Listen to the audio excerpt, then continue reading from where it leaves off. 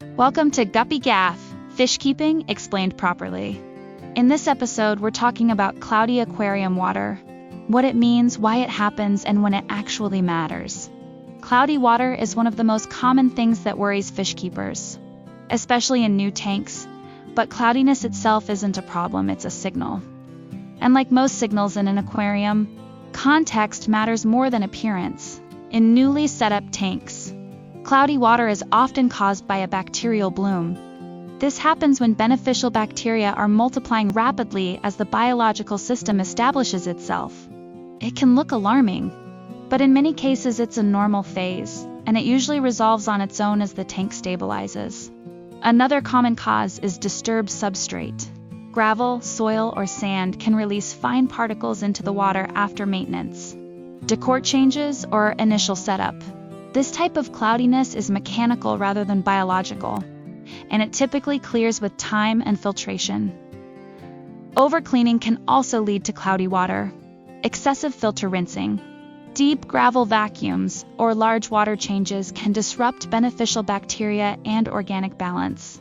Ironically, this often creates the very instability people are trying to prevent.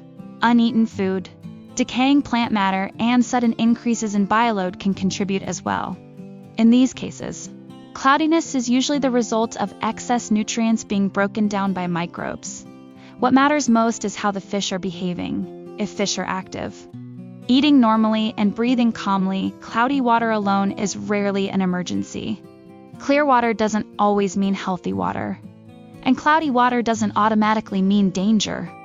There are times when cloudy water is a signal to pay closer attention. If cloudiness appears alongside fish stress, rapid breathing, loss of appetite, or sudden changes in test results, it may indicate that water quality is being compromised.